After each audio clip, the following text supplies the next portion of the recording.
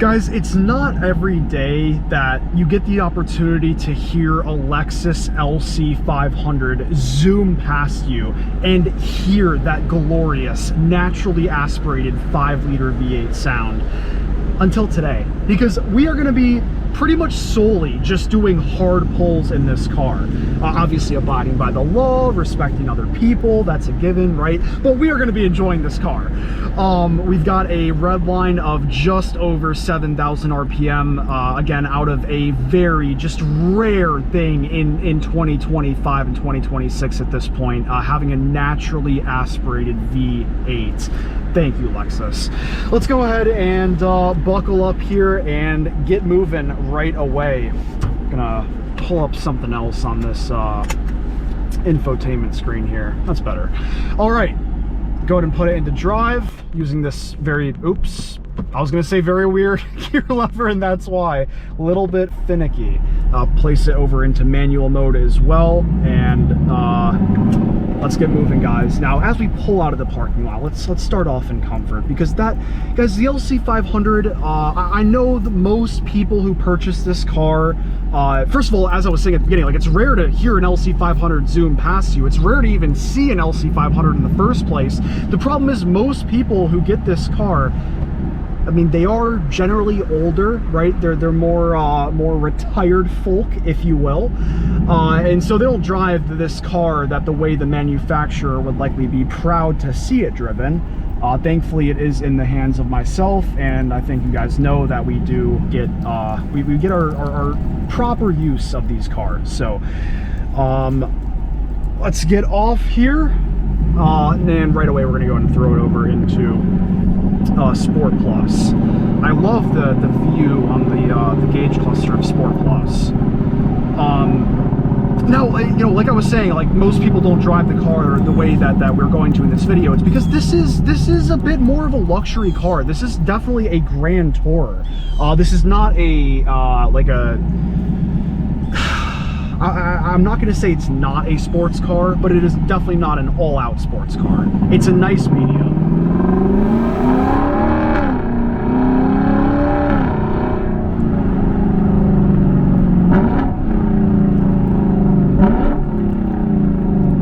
I can't imagine owning this thing, though, and not listening to that.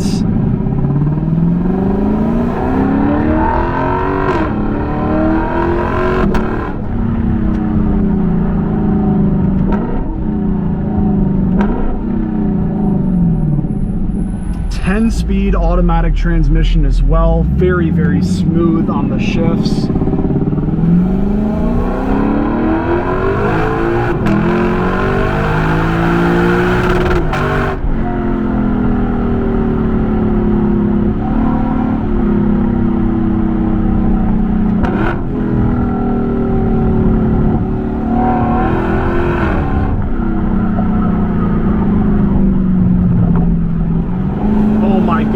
That is where this car shines, guys.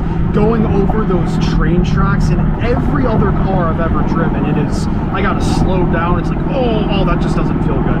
This thing, I don't even, you probably saw my GoPro didn't even shake. We just like floated over that. And that's in Sport Plus as well. This car is, oh my gosh. I've never been like a luxury fan, but this will make you a luxury fan, because you don't sacrifice the fun of a sports car. Beautiful Porsche right there. Oh my gosh. You still get to enjoy the sounds of a true sports car. And here comes an is that an M4 CSL? M3? Let's chase it, shall we?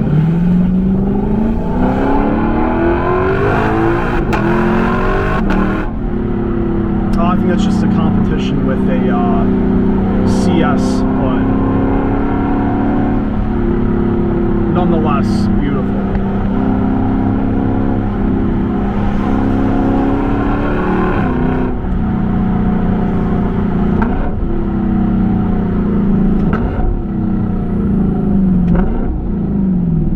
All right, guys, we're starting this drive off quite nicely.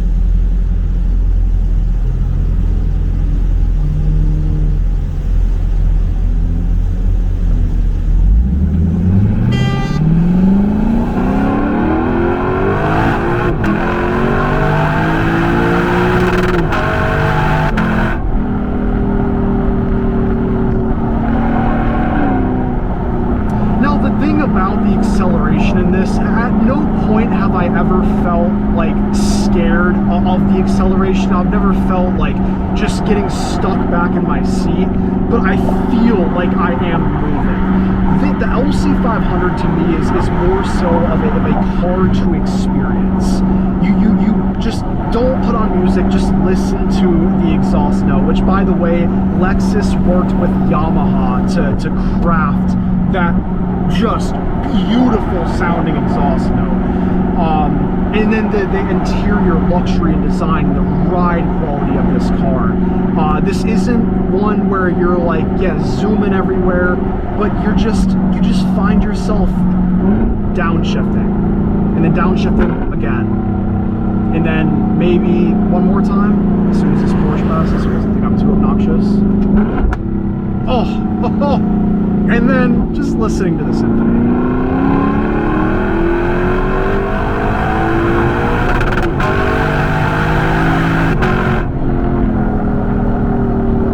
The best way I can describe this is it's just like, it feels like there's a monster behind me. It is a monstrous sounding V8.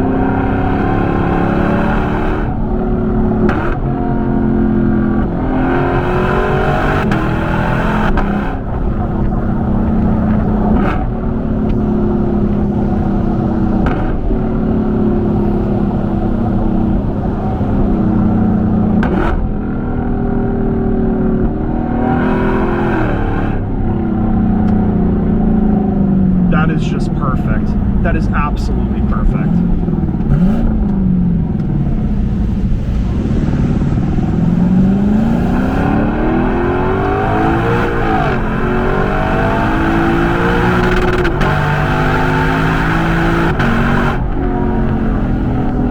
This might be the smoothest POV ever. Airplane takes off. We saw a 911 and M3. Light turned green at the perfect time. What is going on?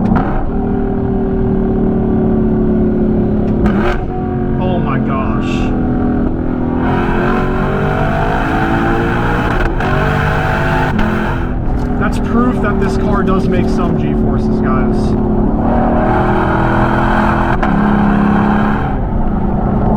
Like rolling at interstate speeds, I would not classify this car as like fast. But again, the experience is just amazing. It is amazing. I don't need it to be fast necessarily.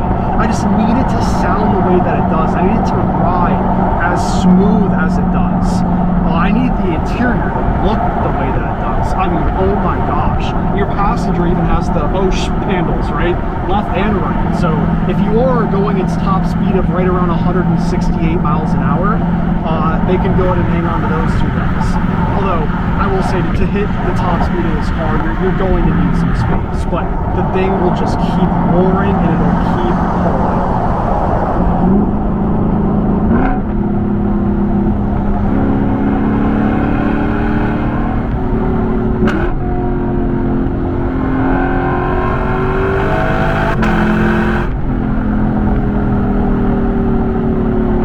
Guys, this thing has really, really nice brakes as well. When you need to come to a stop, I really, really do trust this car's brakes.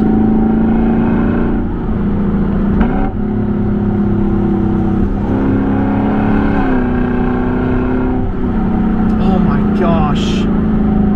The two words I can use to describe this V8 is A, monstrous, and then B, juicy, if that makes any sense. Like, just tapping on the throttle between like 3,500 to 4,500 RPM, it's just that smooth roar.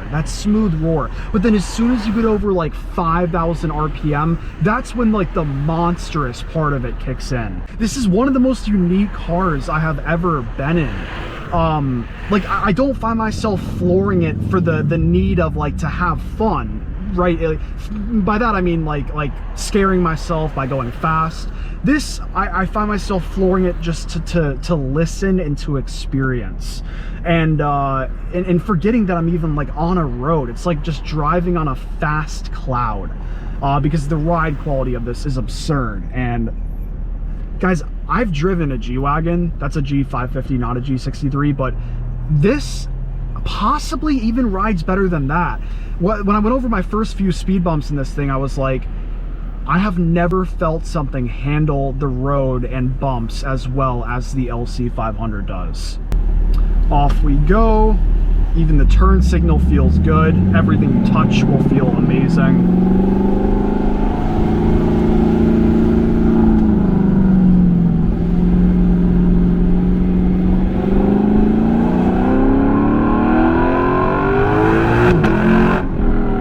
G-Wagon cutting me off. What do you know? Probably my fault though. I wasn't expecting that.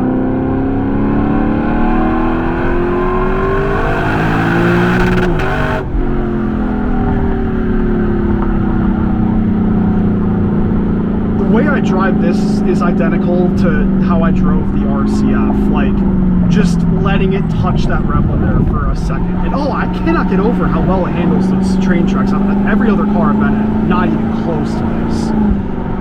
And not to mention, guys, like, if you do floor this thing a lot, if you do touch the rev limiter, it's a Japanese 5-liter V8, guys. The trust you can put in the quality of this car, hands down, one of the best. One of the best.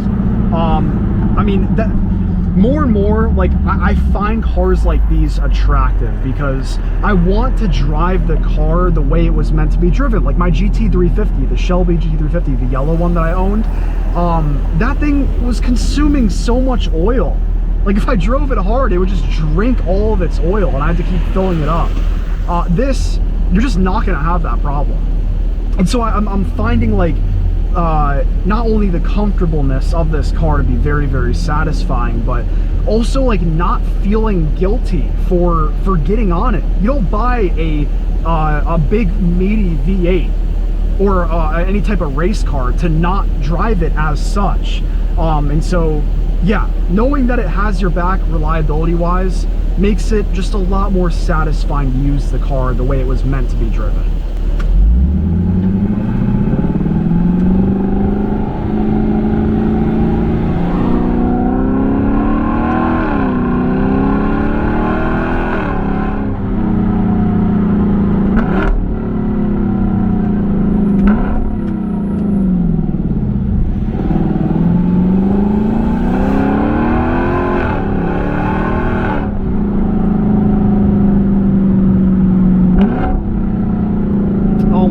The downshifts, it just sounds like power.